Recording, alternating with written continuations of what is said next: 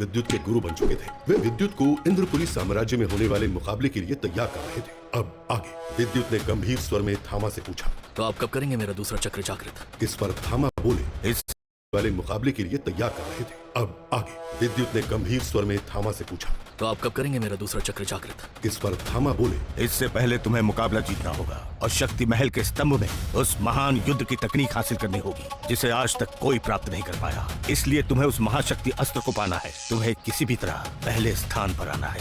ये बात ध्यान रखना विद्युत। आचार्य, मैं पहले स्थान को जरूर हासिल करूंगा। ऐसा कहते वक्त विद्युत की आंखों में एक ऐसी चमक थी जैसे बिजली कड़क रही। थामा मुस्कुराते हुए बोले, शक्ति महल जाने का समय हो गया। मैं अब चलता हूँ, तुम्हें वहीं मिलूंगा। पर ध्यान रहे किसी को भी ये पता न चले कि मैं तुम्हारा गुरु हूँ और तुम मेरे शिष्य। और आज मैं तुम्हारी कोई मदद नहीं करूंगा, इसलिए तुम्हें अकेले ही लड़ना होगा।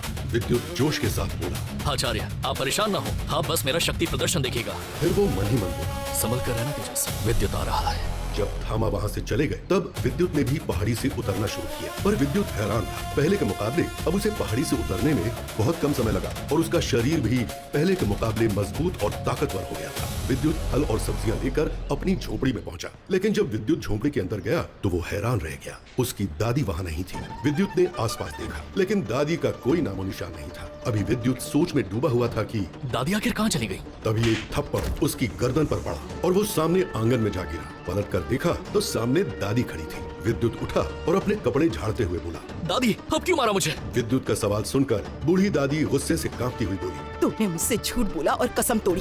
तूने लॉकेट को गले से क्यों निकाला? क्या सोचा मुझे पता नहीं चलेगा? बेटा, मैं तेरे बाप की माँ हूँ। तू इतना बड़ा हो गया है कि मुझसे पूछे बिना मुकाबले में भी हिस्सा ले रहा है। विद्युत बोला, आपको कैसे पता चला? तू जब कल यहाँ नहीं था तो तेजस और उसके पिता आए थे। मैंने उनसे कहा कि तू मुकाबले में हिस्सा नहीं लेगा। बेटा, जब तक तेरे पिता लौट कर नहीं आते तब तक हमें ऐसे ही छुप कर रहना होगा। तू नहीं जानता, तुझे बचाने के लिए तेरे माँ बाप ने कितनी परेशानियों का सामना किया है। वो चाहते थे कि तू जिंदा रहे और अपनी जिंदगी आराम से जिए। दादी की ये बात सुनकर विद्युत को गुस्सा आ गया और वो बोला, किसने मुझे मारने की कोशिश की? मुझे बताइए दादी, कौन है जिससे लड़ने के लिए मेरे माता पिता गए और अब तक नहीं लौटे? विद्युत के ये सब सवाल सुनकर दादी डर से कांपने लगी। डर विद्युत के सवालों का नहीं बल्कि इस बात का था कि वो आएगा और उसके पोते को भी ले जाएगा। दादी ने विद्युत के पास आते हुए कहा, बेटा, तू मुझसे वादा कर कि तू एक आम जिंदगी जिएगा और दोबारा लॉकेट को नहीं उतारेगा। ये बात सुनकर विद्युत प्यार से अपनी दादी को बिस्तर पर बिठाकर बोला, दादी, आप कहती थी कि मेरे पिता एक महान योद्धा थे। उन्होंने आपको ये भाला मुझे देने के लिए दिया था क्योंकि वो भी यही चाहते थे कि मैं ताकतवर बनूं और उन्हें ढूंढूं। क्या आप यही चाहती हैं कि मैं एक नालायक बना रहा हूँ? क्या पता वो मेरा इंतजार कर रहे हो कि उनका बेटा एक दिन लौटेगा और उन्हें बचाएगा। इसलिए दादी, मुझे शक्ति महल जाने की इजाजत दीजिए। ये सुनते ही दादी रोने लगी। उनकी बूढ़ी आंखों से आंसू बहने लगे और वो अपने पोते विद्युत के गले लगकर बोली, मेरा बेटा तो चला गया, अब ये बूढ़ी दादी इतनी ताकत कहाँ से लाएगी? अगर मेरे पोते को कुछ हो गया तो? दादी को रोते देख विद्युत दृढ़ता से बोला, दादी, मैं ताकतवर बनूंगा और इतना ताकतवर बनूंगा कि मेरे दुश्मनों की रूह भी खौफ खाएगी। ऐसा कहते वक्त उसके शरीर से बिजली की छोटी छोटी चमक बाहर आने लगी और उसके गले का लॉकेट लगातार उन्हें सोखते हुए चमकने लगा। जब दादी ने ये देखा तो उन्होंने अपने मुंह पर हाथ रख लिया और बोली, तूने अपना पहला चक्र जागृत कर लिया? जी हाँ दादी, अब मैं 15 साल का हो गया हूँ और मैं धीरे धीरे मेहनत और ध्यान करके अपने 7 चक्रों को जागृत करूंगा और एक दिन ब्रह्म योद्धा बनूंगा। ये सुनते ही दादी अचानक ही कुछ ढूंढने लगी और कमरे के सामान को उठाकर इधर उधर फेंकने लगी। विद्युत से रहा नहीं गया और उसने पूछा, आप क्या ढूंढ रही हैं दादी? तभी दादी ने एक छोटी अटैची के जितना बक्सा उसके हाथ में दिया और कहा, देख, ये तेरे पिता के कपड़े हैं विद्युत। जब भी तेरे पिता लड़ाई या मुकाबले के लिए जाते थे तो वो अक्सर इन्हीं कपड़ों को पहनते थे। ये कपड़े बहुत मजबूत हैं, जो शक्ति और ऊर्जा से बने हैं। इनमें कभी बदबू नहीं आती और ना ही ये कभी गंदे होते हैं। अब जब तू अपनी जिंदगी का पहला मुकाबला लड़ने जा रहा है तो ऐसे कपड़े पहन कर जाएगा क्या? वहाँ पर बड़े बड़े अमीर और ताकतवर योद्धा आएंगे तो तू किसी से भी कम नहीं दिखना चाहिए। ये सुनकर विद्युत ने जल्दी से बक्सा खोला। उसके अंदर एक छोटा सा ग्रंथ और एक जोड़ी लाल और काले रंग के कपड़े थे। विद्युत जैसे ही ग्रंथ को छूने वाला था तो दादी ने उसे रोका और बोली, विद्युत, इसे जब तू जीत कर आएगा ना तब दूंगी। अभी सिर्फ ये कपड़े लेने हैं तुझे। दादी की बात सुनकर विद्युत ने जिद नहीं की और अपने पिता के कपड़े पहने। काले रंग के कपड़ों पर लाल रंग का कोट और उस कोट पर अग्नि, वायु, पानी, आकाश, भूमि के चिन्ह बने थे। जब विद्युत ने उन चिन्हों के बारे में पूछा तो दादी बोली, तेरे पिता एक महान योद्धा थे बेटा।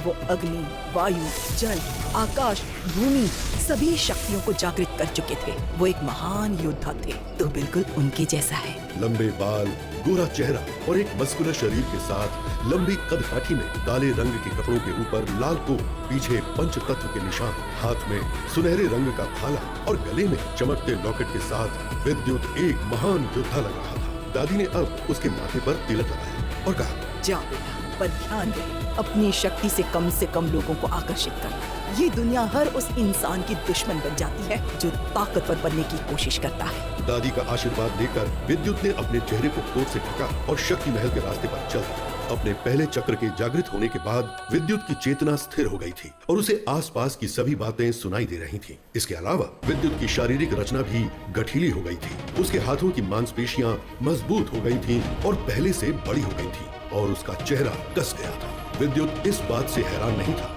हैरान तो वो इस बात पर था कि आसपास से गुजरने वाली जवान युवतियां और महिलाएं उसे लगातार घूर रही थीं। विद्युत की सुनने की शक्ति में भी इजाफा हुआ था और वो आसानी से सुन पा रहा था कि वे युवतियां उसके बारे में ही बात कर रही थीं। पर विद्युत ने उन सबको नजरअंदाज कर दिया क्योंकि उसका लक्ष्य उसके सामने था, शक्ति महल। कुछ ही देर में विद्युत शक्ति महल के सामने खड़ा मुस्कुरा रहा था। राज्य के हर इंसान का सपना इस महल में जाने का होता था, पर कोई भी इसके अंदर नहीं जा पाता था। आते जाते हर कोई बाहर से ही इस महल को देखकर आहें भरता था। अभी विद्युत महल को देख ही रहा था कि उसके कानों में एक सैनिक की आवाज आई। लड़के, यहाँ आम लोगों की कोई जरूरत नहीं है। अगर तुम मुकाबले में हिस्सा लेने नहीं आए हो तो जाओ यहाँ से। दर्शकों के लिए मैदान में अलग जगह बनाई गई है, वहाँ जाकर बैठो। यह जगह सिर्फ योद्धाओं के लिए है। उस सैनिक की बात सुनकर विद्युत बोला, मैं मुकाबले में हिस्सा लेने आया हूँ। ये सुनते ही सैनिक का लहजा बदल गया। ओह, माफ कीजिएगा, इधर से अंदर जाइए और अपना नाम बताइए। विद्युत ने सिर हिलाया और शक्ति महल के बड़े द्वार की तरफ जाने लगा। थोड़ी देर सीढ़ियों पर चलने के बाद विद्युत ने एक सैनिक को देखा जो उम्र में बड़ा था और अपनी शक्ति के पहले स्तर पर था। विद्युत के सामने आते ही उस बुजुर्ग सैनिक ने कहा, अपना और अपने गुरु का नाम बताया। बुजुर्ग सैनिक का सवाल सुनकर विद्युत ने शांत स्वर में कहा, मेरा नाम विद्युत है और मेरे पास मेरे गुरु की सुनहरी मोहर है, टाइगर के बच्चे की। आप देख सकते हैं और उनका परिचय देने से उन्होंने मना किया है। विद्युत की बात सुनकर उस बुजुर्ग सैनिक ने नजर उठाकर विद्युत को देखा और अपने रजिस्टर में लिखे नाम देख ही रहा था कि तभी दो लड़कियां भागती हुई वहां आईं। उनके वहां आते ही सभी सैनिकों के चेहरे पर चमक आ गई। ये दोनों लड़कियां इंद्रपुरी राज्य के एक दरबारी की राजकुमारियां थीं। हालांकि इनका ओहदा राजघराने से कम था, पर शक्ति के मामले में इनका परिवार राज्य के दो सबसे ताकतवर परिवारों में से एक था। उनमें से एक लड़की, जिसने नीले रंग की योद्धाओं जैसी कसी हुई ड्रेस पहनी थी, विद्युत को धक्का देते हुए आगे आई और बोली, बुजुर्ग गैरा, मेरा नाम जल्दी से लिख लीजिए और मेरी बहन का भी।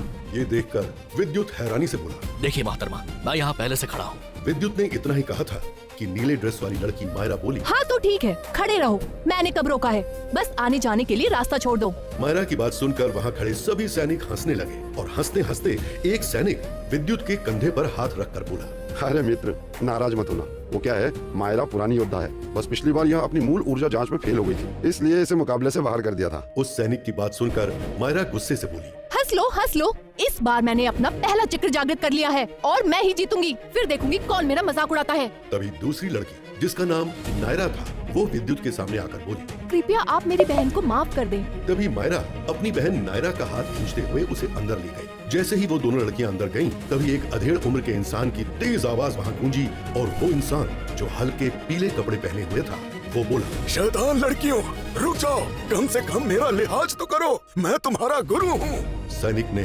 झुककर बोला, आचार्य रामाकृष्ण, आपका स्वागत है। और तभी दूसरा सैनिक बोला, आचार्य, आपने तो कमाल कर दिया, आपने मायरा का भी पहला चक्र जागृत कर दिया। आचार्य ने मुस्कुराकर देखा और अंदर जाने लगे। तभी आचार्य रमाकृष्ण ने एक बार पलटकर विद्युत की ओर देखा और मुस्कुराया। इसके बाद बुजुर्ग सैनिक ने विद्युत से कहा, अब क्या सारा दिन यही खड़े रहोगे? क्या तुम्हें मुकाबले में हिस्सा नहीं लेना है? विद्युत हैरान था। ये बुजुर्ग सैनिक उन लड़कियों से कितने प्यार से बात कर रहा था। विद्युत मन ही मन बोला, किसी ने सच कहा है कि स्त्री चाहे तो पत्थर की मूरत में भी जान डाल दे। ये कहकर विद्युत ने एक नजर सैनिकों को देखा और मन ही मन मुस्कुराने लगा। जब विद्युत अंदर गया तो उसकी आंख सामने का नजारा देखकर खुली की खुली रह गई। शक्ति महल के अंदर सैकड़ों योद्धा थे। ये सभी योद्धा मुकाबले में भाग लेने के लिए आए थे। ये देखकर विद्युत हैरान था। तभी उसकी नजर शक्ति महल की छत पर गई, जो सैकड़ों चमकदार मोतियों से बनी थी, जिससे चारों तरफ दिन जैसी रोशनी फैल गई थी। तभी एक लड़के की हंसने की आवाज आई। देखो कौन आया, महान विद्युत। विद्युत ने मुड़कर देखा, सामने तेजस खड़ा था, पर इस वक्त उसके साथ उसके योद्धाओं का समूह नहीं बल्कि कुछ नए चेहरे थे। विद्युत ने एक नजर उसको देखा और आगे की तरफ जाने लगा। उसे अपने आचार्य की बात याद थी कि तेजस से मुकाबले में उसका सामना होना ही था, इसलिए उसने सोचा था कि वो उसे वहीं पर सबक सिखाएगा। तभी एक आवाज गूंजी और सभी का ध्यान उस आवाज की ओर गया। जब विद्युत ने मंच की ओर देखा तो वे हैरान हो गया। सावधान! क्या देखा विद्युत ने? किसकी आवाज गूंजी थी वहाँ? क्या विद्युत टिक पाएगा इतने शक्तिशाली योद्धाओं के सामने? जानने के लिए सुनते रहिए रहस्यों से भरपूर एक अनदेखी दुनिया की कहानी, ब्रह्म योद्धा द डिस्ट्रॉयर, सिर्फ पॉकेट FM पर।